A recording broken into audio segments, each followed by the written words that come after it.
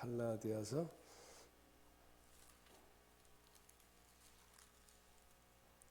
2장 11절부터 21절까지 보시겠어요. 갈라디아서 2장 11절부터 게바가 안디옥에 이르렀을 때에 책망받을 일이 있기로 내가 그를 대면하여 책망하였노라.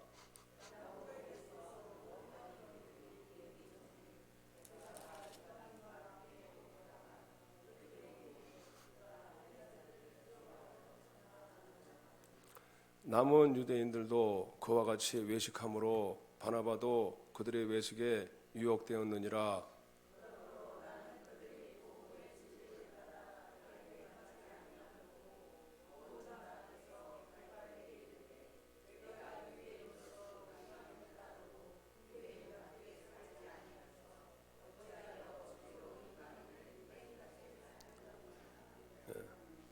우리는 본래 유대인이요 이방 죄인이 아니로되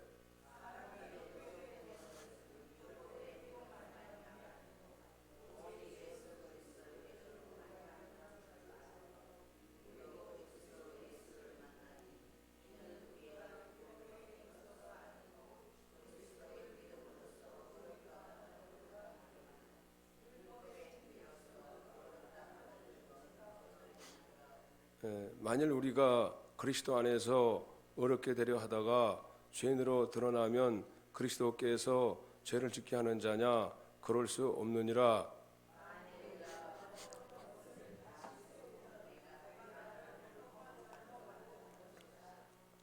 내가 율법으로 말미암아 율법에 대하여 죽었나니 이는 하나님에 대하여 살려 함이라.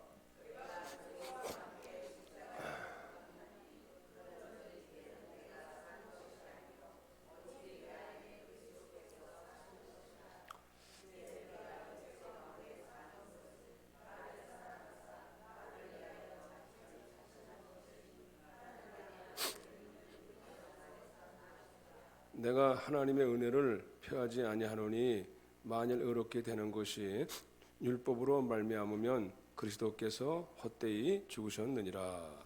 아멘.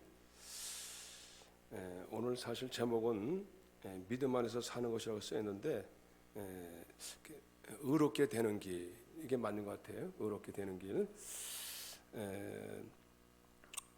여기 오늘 본문에 보면은 갈라디아서 3장 16절에 사람이 의롭게 되는 것은 율법의 행위로 말미암아 되는 것이 말미암음이 아니요 오직 예수 그리스도를 믿음으로 말미암는 줄 알므로 그렇게 말씀하고 있어요.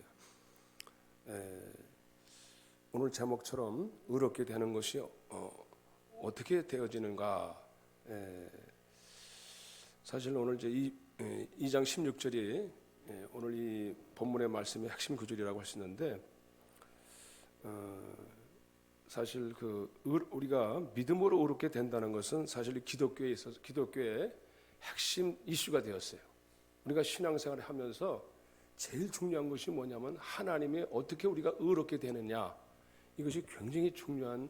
우리 신앙이 하나님 앞에서 의롭게 되지 못한다면은 우리는 그냥 죄인으로 전락해서 하나님의 진노 가운데 머물게 되면서 사망에 이르게 되는 거예요. 하나님이 의롭게 인정해 주셔야지 않으면은 우리는 그냥 죄 가운데서 죄인으로 취급 전락되어져서 그냥 하나님의 진노 가운데 이제 우리 인생은 무너질 수밖에 없어요. 우리가 그래서 굉장히 이게 의롭게 된다는 것이 굉장히 중요한 이슈입니다. 왜 인류에게 이렇게 왜 고통과 질병이 오고 또 우리가 사망이 오고 그리고 무서운 진노가 끊어지지 않고 있느냐?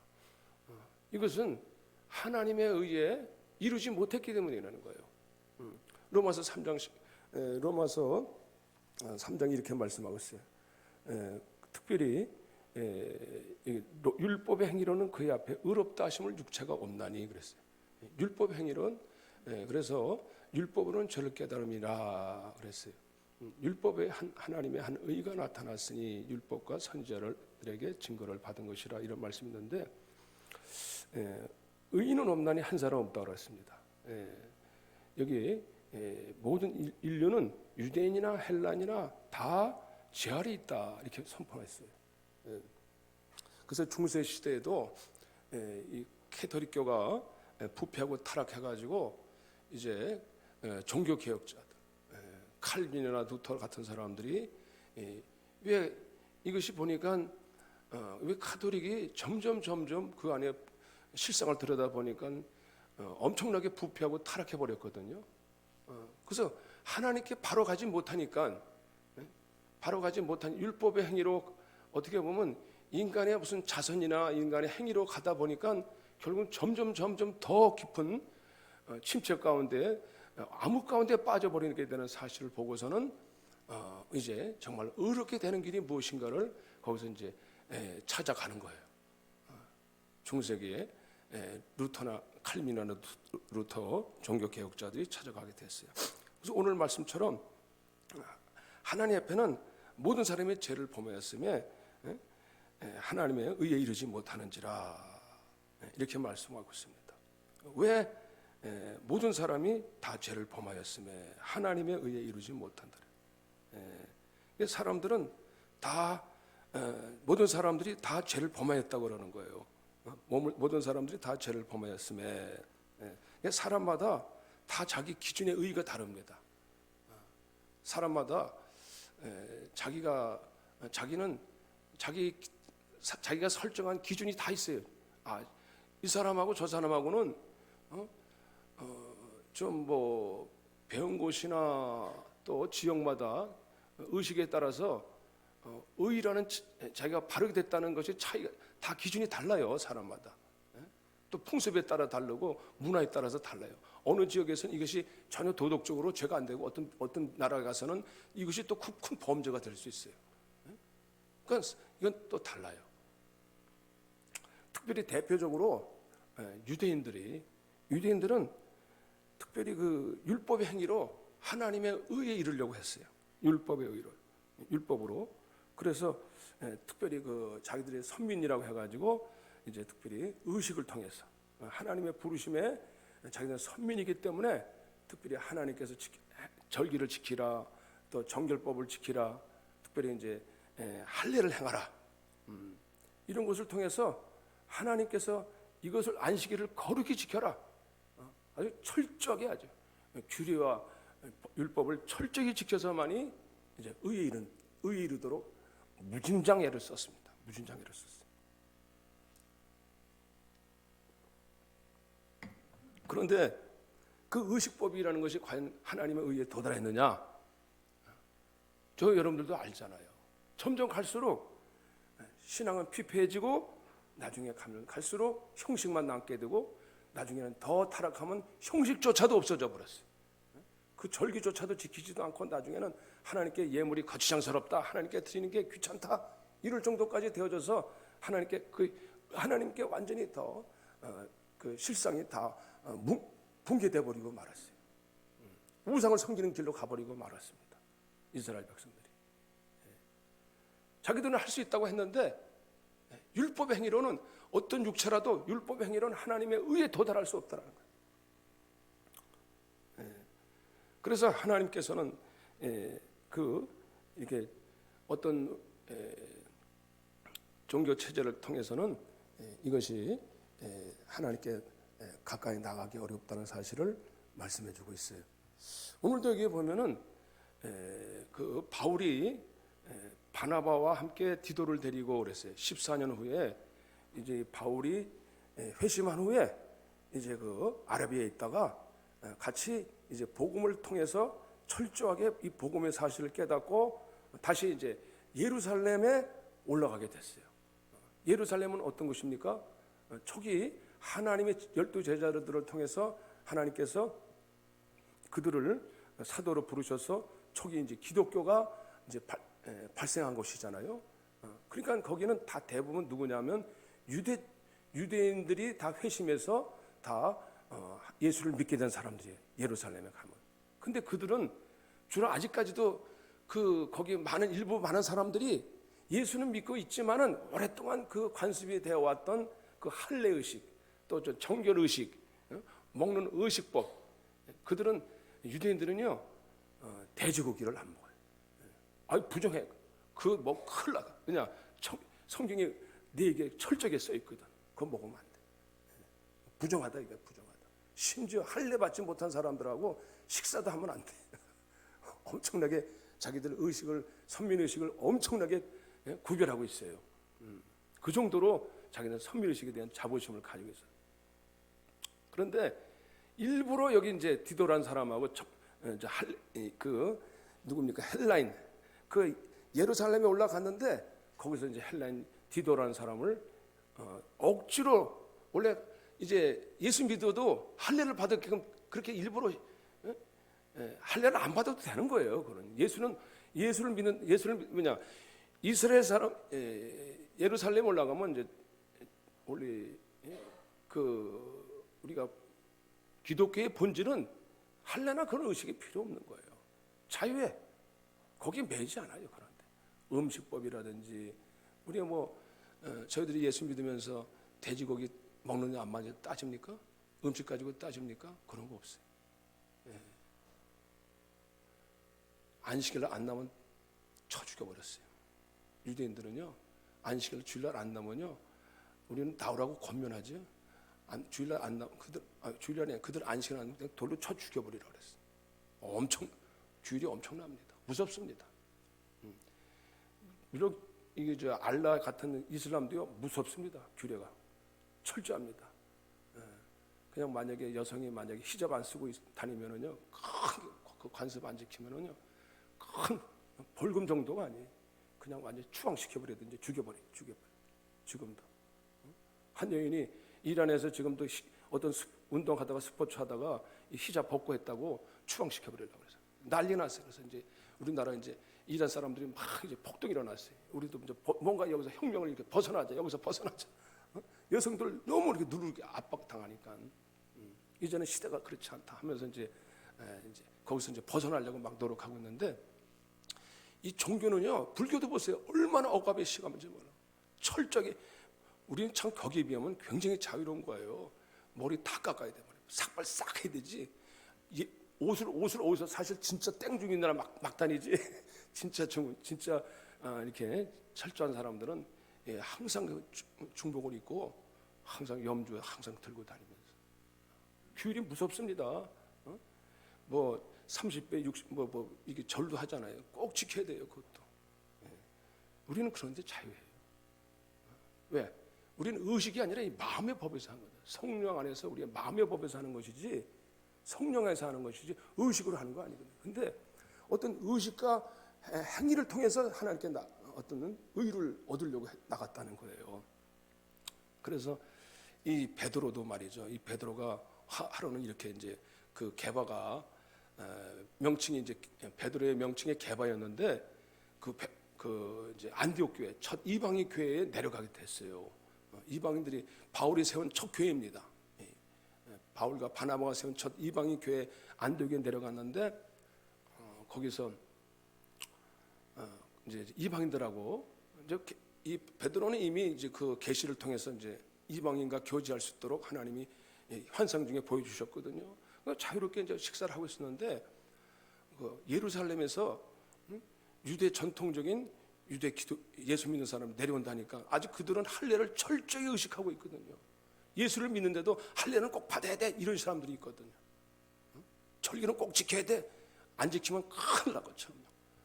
아니 물론 지키는 것이 나쁜 건 아닙니다. 유익하지만은 그걸 아주 굉장히 쌀벌하게 그냥 그걸 안 지키면 큰일 날 것처럼 마치 예수 믿는 것보다 더 중요하게 여긴단 말이에요. 그러니까 그런 사람들이 내려오니까 어떻게 했어요? 이 같이 식사하다가 딱 내려오니까 눈치가 보여. 이크 하면서 뭔가 이제 이게 부딪히면은 뭐가 또 이게 논란이 생기잖아요. 그러니까 베드로가 슬그머니 이제 아마 밥상을 들고 옆으로 쏙 같이 식사하다가 이방인다 왜 이방인하고 식사하면 안 되게 돼 있거든. 그러니까 물러가 버렸어요. 근데 주변 사람들이 베드로가 하는 행동을 보고 똑같이 다 그러더라고. 그러면 이렇게 이제 바울이 뭐라고 그랬냐면 거기서 게바가 안디옥에 이르렀을 때에 책망받을 일이 있기로 내가 그를 대면에 책망했다는. 아니 왜 그거를 지금 앞에서 사람들 앞에 있는 면전에서 그냥 베드로 사도는 바울에게 있어서는 굉장히 선배격이에요, 선배. 그런데 그냥 앞에서 그냥 확 꾸중이 아니라 책망을 했어요. 면목을 줬어요. 왜 그렇게 하느냐고. 우리는 이미 예수 믿으면서 다 하나가 되는 것인데 이방인이나 헬라인이나 차별이 없는데 왜 차별을 두느냐 하면서 이 베드로를 책망했어요. 베드로가 참 거기서 참으로 아무 소리도 안 하고 그냥 그 책망을 듣습니다. 왜 중요하냐? 그것이 왜 중요하냐? 참 복음의 진리를 왜곡하기 때문에 그런 거예요. 잘못하면 베드로가 그렇게 행동을 하면은 마치 예수를 믿는 것이 무슨 율법의 행위로 되는 것처럼 보여주는 것이나 마찬가지예요. 참다운 복음의 진리를 변질시키는 것처럼 행동해버리면 어떻게 됩니까? 가장 가르쳐야 될 사람이 그 진리를 행동을 그렇게 해버리면 다른 사람들 똑같이 그렇게 알고 있을 거 아니냐 해서 이제 바울이 크게 책망하는 거예요. 그러면서 오늘 여기 16절에 사람이 의롭게 되는 것은 율법의 행위로 말미암음이 아니요 오직 예수 그리스도만을 믿음으로 말미암는 줄 믿나니 이는 우리가 율법의 행위로서가 아니고 그리스도를 믿음으로서만이 의롭다함을 얻으려 함이니라. 율법의 행위로서는 의롭다함을 얻을 육체가 없느니라. 인간은요 누구든지 육체선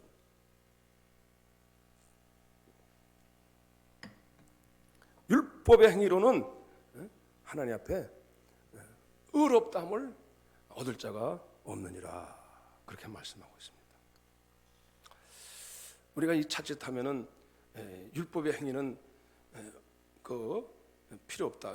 여기서 율법의 행위라는 것은 어떤 의식이라든지 어떤 그 규례를 앞세워 가지고 이 예수를 믿는 것보다도 어떻게 보면 행위를 앞세워서 구원 얻으려는 그 의로워지려는 것을 그것을 가리키고 있습니다. 그래서 이 정말 하나님 앞에서 우리가 의롭게 된다는 것을 어떻게 알 수가 있느냐 하면은 사실 그것을 가장 구체적으로 예수님께서 이 땅에 오셔가지고 그것을 제일 먼저 하나님 앞에 의롭게 되는 길을 예수님이 제시해 주신 것이 산상수훈에 나와 있어요. 산상수훈.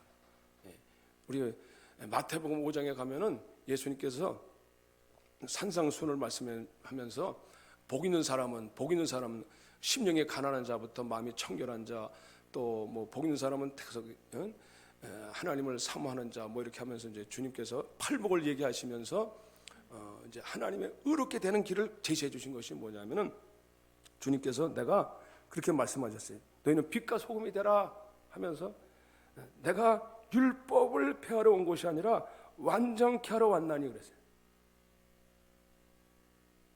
주님께서 더 의의 기준을 높여버리셨어요. 율법을 폐하려 온 게 아니라요. 예수님은 율법을 완성하러 오셨대요. 율법의 1.1획도 없인 여기는 자는 정말 너희가 하나님 앞에 버림받을 것이다. 율법을 폐하러 오신 것이 아닙니다. 율법은 필요한 거예요. 율법으로 죄를 깨닫게 하시고 율법으로는 우리가 구원받지 못하지만 율법을 통해서 우리가 하나님께 나아갈 수 있기 때문에 그렇습니다. 그러면서 주님께서 뭐라고 말씀하세요? 너의 의가 바리새인과 서기관보다 더 낫지 아니하면 너희가 결단코 천국에 갈 수 없느니라. 야, 무슨 말씀입니다. 우리가 이런 말을 그냥 갖다가 뭐 그냥 빙상의 일각처럼 그냥 이게 스케이트 타고 침 날아가듯이 잊어버리면 아무것도 안 되는 거예요. 너의 의가 바리새인들은요 율법의 행위로 정말 그래도 의를 이루려고 얼마나 애썼는지 몰라요. 그런데 너의 의가 바리새인과 서기관과 바리새인보다 더 낫지 못하면 결단코 천국에 못 간다는 거예요. 이거 뭐 어떻게 받아들여야 되는 거예요, 도대체? 응? 어떻게 믿으라는 거예요, 도대체? 그러면서 주님께서 여기 보면 이제 너희가 간음치 말라 하는 말을 들었으나 너희가 이미 마음에 음욕을 품으면 이미 간음하였느니라. 이게 뭐예요, 도대체? 예? 우리가 생각하면서 마음에만 품어도 음욕을 품고 미워하고 이미 나가라. 미워하면 이미 너희가 지옥 불에 가리라. 아니 이거 누가 그거 감당할 사람 누가 있어요? 여러분 자신 있어요? 없어요. 아무도. 누가 하나님 앞에 설 수 있어요? 설 수 없어요. 너희는 이는 이로 눈은 눈으로 하라는 말씀 드렸으나 너희가 이미 미워하면은 나는 너희는 이웃을 미워하지 말라 했으나 주님께서 뭐라고 하세요? 내 원수를 사랑하라. 내 원수를 사랑하라. 이게 여기 어떻게 이럴 수 있어요? 원수를 어떻게 사랑해요? 우리 힘으로 돼요? 하나님의 의의 기준은요 우리의 기준과 틀려요. 우리의 기준은 나는 내가 너보다 낫잖아. 그런 내가 너보다 조금 나은 것 같다. 그거 가지고 우리가 자부심 느끼고 내가 너보다 조금 착한 것 같아. 그래서 우리는 그거 가지고 잣대를 대면서 저 도둑놈보다는 낫지. 그래도 내가 저 강도놈보다는 낫지. 아유 저놈은 어떤 놈이 저렇게 악한 짓을 하냐 하면서 그래서 나는 좀 착하게 살고 있구나. 왜 나는 남에게 해친 일이 없거든. 그리고 거기서 안도하고 그래도 나는 천국까지는 못 가더라도 아마 천국이 있을지 없을지 모르겠지만은 뭐 지옥에 가겠어. 뭐 그렇게 죄송해요. 죄송할 것도 없지만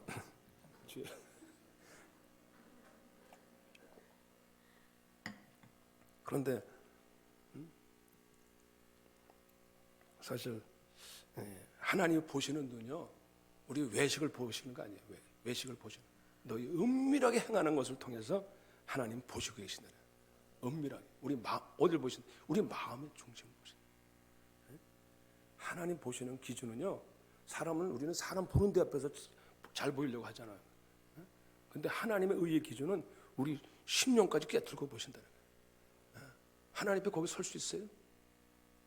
하나님 앞에 설 수 있냐? 사람 보는 데 앞에서는 철저하려고 그러는데 안 보이면은요 별의별 짓 다 하는 거예요. 우리 별의별 짓을 하지 않지만 우리 안에 우리 속을 깨뜨리고 보고 계신다는 거예요. 그래서 사실 우리가 주님께 가까이 가면 갈수록 내 자신이 들여다볼 수밖에 없어요. 내가 어떤 죄인이라는 것이 내가 어떤 존재라는 것이 보일 수밖에 없습니다. 그래서 이제 이 바울도 이제는 다시는 내가 예수를 믿다가도 죄를 짓더라도 내가 어떻게 하나님께 나갈 것이냐. 내가 율법으로 말미암아 율법에 대하여 죽었나니 이는 하나님에 대하여 살려 하심이라. 저와 여러분들이 우리 신앙생활이라는 것은 정말 하나님의 의에 도달할 수 있는 길은 하나님의 의. 이제는 율법이 우리 로마서 3장에 이제는 율법 외에 하나님의 의가 나타났으니 그랬어요. 이것은 사람의 의가 아니라 하나님의 의가 나타났어요. 율법과 선지자들에게 증거를 받은 것이라. 곧 예수 그리스도를 믿음으로 말미암아 모든 믿는 자에게는 미치는 하나님의 의라는 하나님의 의. 인간의 의 가지고는 하나님께 나갈 수 없어요. 하나님의 의로서만이 우리가 진정으로 하나님께 나가게 되는 줄로 믿으시길 바랍니다. 저 여러분들이 우리는 사람의 의를 가지고 내가 공로를 했잖아. 내가 요만큼 했잖아. 내가 좀 너보다 조금 더 내가 착하게 했잖아. 내가 조금 더 봉사했잖아. 물론 수고한 건 뭐 수고가 나쁘다는 건 아니에요. 그러나 그것 가지고 우리가 결국 하나님 앞에 나갈 수 없어요. 하나님이 율법에 하나님의 한 의가 나타났다는 거예요. 이것은 뭡니까?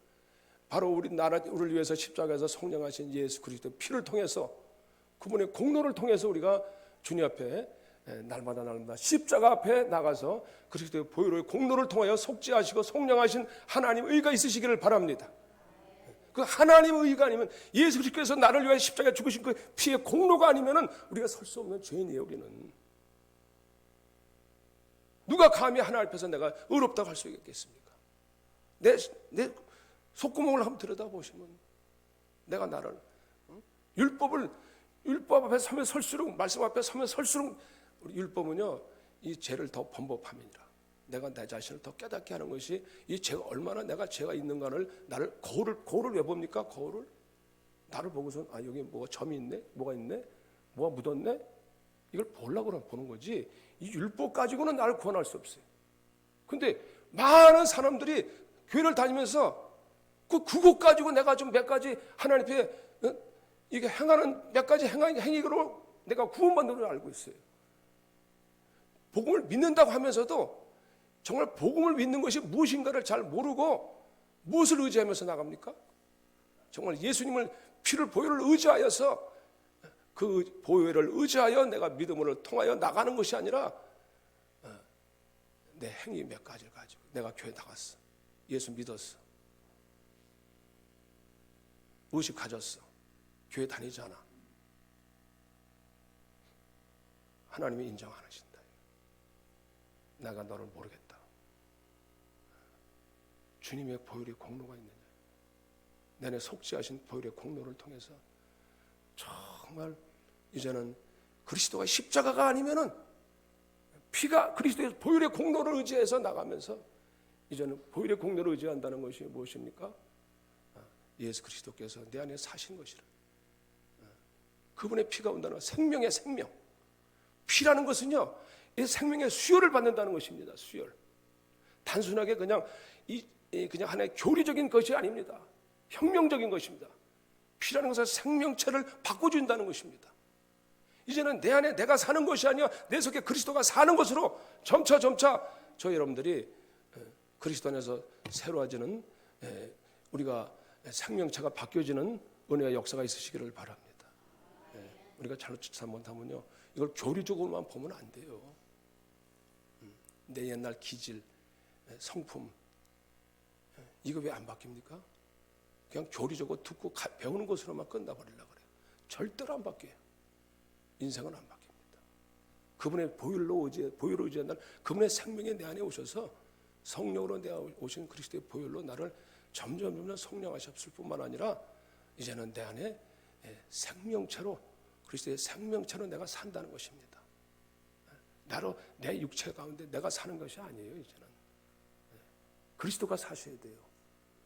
예수라는 것은요, 예수는 우리를 구원하셔서 육신으로 오신 예수를 갖다가 예수라고 말하는 것이고, 그리스도 예수라는 것은 그리스도라는 생명체로 오신 예수를 말할 수 있거든요.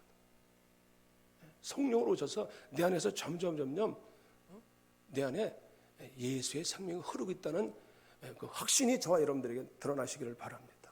여러분 예수 믿으면서도 아직까지도 내가 뭐 교회는 다니긴 다녔는데 글쎄 예수가 뭐 계신다더라 이러면 곤란한 거예요. 사실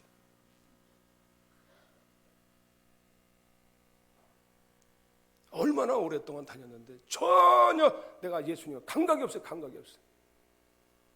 그냥 배우긴 배웠는데 전혀 감각이 없어요. 예수님에 대한 어떤 생명에 대한 감각이 없어요. 그분의 거룩함이라든지 그러면 아름다움, 그분의 모습, 그분의 형, 어디 내 마음에 그분이 와닿는 게 하나도 없다면은 이건 외식하고 있는 거예요. 외식하고 있는. 정말 그분에 와서 내가 절감하면서 내가 느끼면서 주님께서 나를 위해서 이렇게 피를 흘리셨군요. 주님 절절히 내 마음에서 그 예수의 보혈을 의지하면서 정말 내가 그 주님의 공로가 내 안에 절절히 느껴지면서 이제 내가 이제 육체 가운데 사는 것은 나를 사랑하사 나를 위해 자기 자신을 버리신 하나님의 아들을 믿는 믿음 안에서 사는 것입니다. 내가 육체가 무엇인가를 절절히 내가 느끼는 거예요. 육체 가운데 사는 것이 내가 나를 보는 거예요. 야, 내가 정말 내가 어떤 존재라는 것이 거기서 점점 보게 되는 거예요. 보혈을 의지하면 의지할수록 내 육체의 연약함과 허물을 보게 되는 것이고, 시편 90편에서도 시편 저자는요 이렇게 시편 저자 우리가 시편 90편에 보면은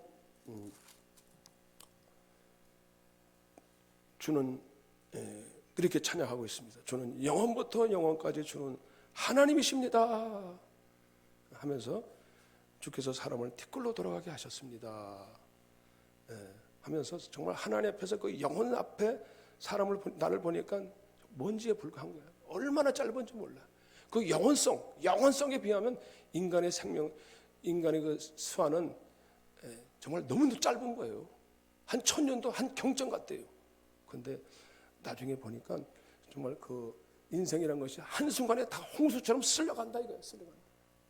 풀이 새자나듯이 한때는 확 아름답게 피지만 그냥 아침에는 비가 확 피는 것 같지만 저녁에는 새자나에 없어지는 것처럼 인생 정말 한순간이잖아요. 한순간이라는 거야.